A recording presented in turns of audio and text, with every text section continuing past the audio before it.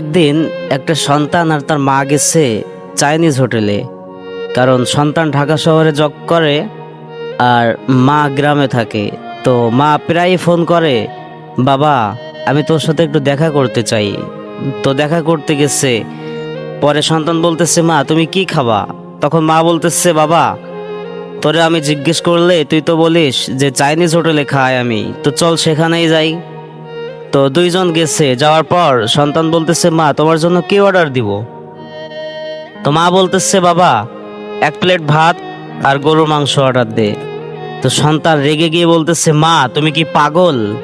এটা Chinese hotel, এখানে কি ওইসব পাওয়া যায়? তখন মা বলতেছে, আচ্ছা বাবা তোর যেটা ভাল লাগে তুই সেটাই অর্ডার দে, আমি সেটাই খেয়ে নিব। তখন সন্তান ওয়েটারকে ডাকছে, বলতেছে চিকেন দিতে আর কিছু কিছু খাবার দিতে বলছে। তখন মা চামচ দিয়ে সেটা খাইতে পারে না। তখন সন্তান বলতেছে, আরে মা তুমি কি করতেছো? তখন মা বলে, আরে বাবা আমি তো গ্রামে থাকি তাই না, আমি চামচ দিয়ে খাইতে পারি না, আমি হাত দিয়েই খাই। তখন সন্তান রেগে গিয়ে বলতেছে, আরে মা তুমি কি পাগল? আমার মান সম্মানটা শেষ করবা? আর এসব কি পোশাক পরে আসছো? ময়লা পোশাক পরে আসছো। তখন মা বলতেছে, বাবা রে তোর বাবা তো দুনিয়ায় নেই, আর তুই তো আমার খোঁজ খবর রাখিস না। আমি নিজে কর্ম করে নিজেই খাই, যার কারণে নতুন পোশাকও পরতে পারি না। এরকম ভাবে সন্তান মায়ের উপর অনেক ধমকাধমকি করতেছে। পরে ওই যে সন্তান যে অফিসে কাজ করে, সে অফিসের বস আবার ওই রেস্টুরেন্টের ভিতরে পিছনের এক বেঞ্চে বসে আছে। তখন পিছন থেকে সেই বস বলতেছে, ওই মিয়া ওটা কে তোমার সাথে যে আসছে? তখন সন্তান বলতেছে, এটা একটা কাজের বুয়া, এটা আমার বাড়ির কাজের লোক।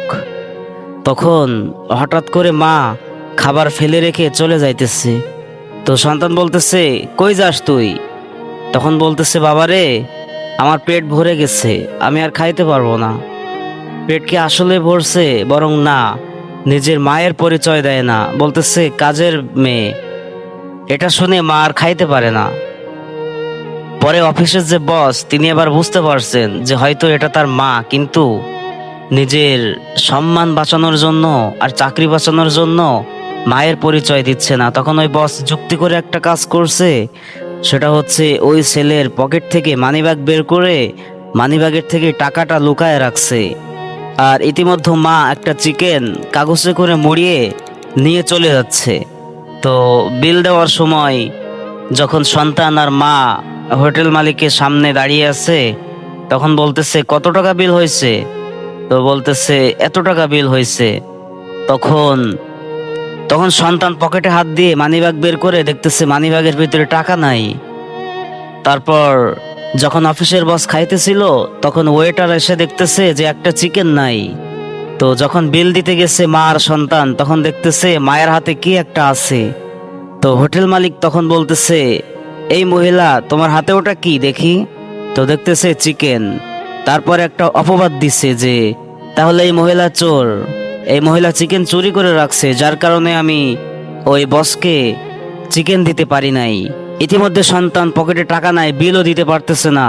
তখন হোটেল মালিক বলতেছে, তুইও চোর, এই মহিলাটাও চোর, দুই চোর একসাথে আসছো হোটেলে খাইতে।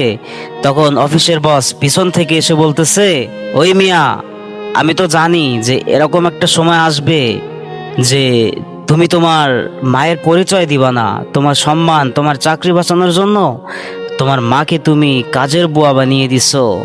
তো তোমার পকেট থেকে যখন মানিব্যাগটা আমি নিছি, নিয়ে মানিব্যাগ থেকে টাকা বের করে নিছি, তখন আমি জানি যে এই টাকাটা যদি আমি নিয়ে নেই তাহলে এমন একটা সিচুয়েশনে তুমি পড়বে। তখন হোটেল মালিক সেই মা আর সন্তানের সাথে ঝগড়া শুরু করছে, বলতেছে, চোর চোর সন্তান জন্ম দিছিস। তখন ওই মা বলতেছে, আরে আপনি কারে চোর বলতেছেন? আমার সন্তানের কাছে টাকা নেই তো কি হয়েছে, আমি টাকা দিচ্ছি, আপনার কত বিল হয়েছে? তখন সেই মা নিজের টাকা দিয়ে দুইজনের বিল পরিশোধ করছে। তখন সেই বস বলতেছে, ওই মিয়া তুই যে তোর মায়ের পরিচয় দিস না, অথচ দেখ তোর বিপদের সময় শেষ পর্যন্ত একমাত্র তোর মাই তোর সাথে আছে। তখন সন্তান বলতেছে, মা তুমি এই টাকাটা কোথায় পেয়েছো? তখন মা বলতেছে, বাবারে আমার কাছে তোর জন্য সারা জীবন টাকা আছে, আর সারা জীবন তোর জন্য আমার কাছে টাকা থাকবে। তখন সন্তান দুই চোখের পানি ফেলে বলতেছে, মা তুমি আমাকে ক্ষমা করে দাও, আমি বুঝতে পারি নাই। তো এখানে একটা শিক্ষণীয় বিষয় আছে। আমরা যখন বড় চাকরি পেয়ে যাই বা আমরা যখন অনেক সম্মানের অধিকারী হয়ে যাই, তো মা বাবা যখন গ্রামে থাকে তারা ভালো পোশাক পরে না, অথবা সন্তানের কষ্ট, সন্তানের আশা পূরণ করতে গিয়ে মায়েরা বাবারা ভালো পোশাক পরিচ্ছদ পরতে পারে না। তো তাই বলে আমরা যখন সম্মানের অধিকারী হয়ে যাই, বড় চাকরি পেয়ে যাই, তখন এই মা বাবাকে হেয় করে দেখি, এমনকি মা বাবার পরিচয় দিতে চাই না। তো আমরা এগুলোর থেকে বেঁচে থাকব, কারণ যেই মা বাবা আমাকে জন্মই যদি না দিত, তাহলে আমি এত বড় চাকরিও পেতাম না, এত সম্মানের অধিকারীও হইতে পারতাম না। সেজন্য আমাদের সবাইকে উচিত মা বাবা তারা যেন কখনো আমাদের কোনো কথার মাধ্যমে কষ্ট না পায়, এবং আমরা যে কোনো সিচুয়েশনে, যে কোনো পরিবেশে আমরা আমাদের মা বাবাকে উঁচু করে রাখবো, মা বাবার পরিচয় গর্বের সাথে দিব।